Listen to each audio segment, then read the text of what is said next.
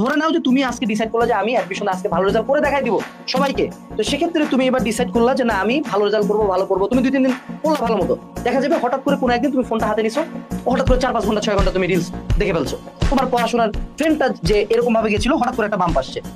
Real লাইফে তোমাকে ওই মোমেন্টে বুঝতে হবে, আচ্ছা ঠিক আছে আমি তো হল্ট করছি, ওকে তো চলো ট্রেনটা আবার এখানে নিয়ে আসে। সো পরের দিন তুমি আবার রিলস দেখা বাদ দিয়ে আবার পড়াশোনা করবা, ঠিক আছে?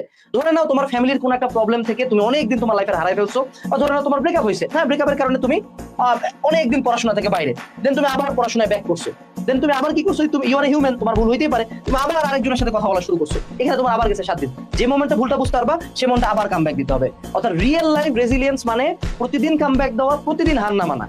সিনেমা আমাদেরকে বুঝায় যে আমি হঠাৎ করে একদিন ডিসাইড করবো আমি হার মানবো না, অর্থাৎ হিরো একের পর এক প্রবলেম আসতেছো, মেটিকুলাসলি একের পর এক প্রবলেম পার করে যাচ্ছে, এরকম রিয়েল লাইফে কখনো হয় না। রিয়েল লাইফে তুমি পড়বা, পড়ে অনেকক্ষণ পড়েও থাকবো ওখানে।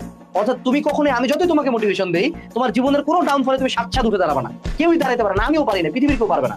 কিছুক্ষণ পরে থাকো, দম নাও, শক্তি সঞ্চয় করো, দেন আবার একটা কাম ব্যাক দাও। এইটা হলো রিয়েল লাইফ রেজিলিয়েন্স। এবং জীবনে যদি তুমি টিকতে চাও তোমার রেজিলিয়েন্স লাগবে। আমাদের এই চ্যানেলটা শুধুমাত্র পড়াশোনা নিয়ে কথাবার্তা বলে, কোর্স নিয়ে কথাবার্তা বলে, বাট তোমার জীবনে এমন এমন প্রবলেম আসবে যেগুলো তুমি কল্পনাও করো নাই। হঠাৎ করে বাবা অসুস্থ, হঠাৎ করে মা অসুস্থ, হঠাৎ করে ফ্যামিলি প্রবলেম, হঠাৎ করে দেশ আনস্টেবল, তোমার বিদেশ যাওয়ার জন্য সব টাকা ঢুকা দিছো, হঠাৎ করে মনে করো টাকা নিয়ে মানুষ পালা গেছে, ঠিক আছে? তুমি যে এজেন্সির থ্রুতে যাচ্ছ, হ্যাঁ মনে করেছিল ফ্রড, পুরো টাকাটা তুমি জমি বিক্রি করে দিছো, এরকম হইতেই পারে। তুমি অনেক কষ্ট করে একটা ব্যবসাতে টাকা লাগাইছো, পুরো ব্যবসা ফ্লপ, পুরো টাকাটা মার চলে গেল। সেরকম অসংখ্য ঘটনা তোমার জীবনে সাডেন আসবে, মানে তুমি রেডিও থাকবা না।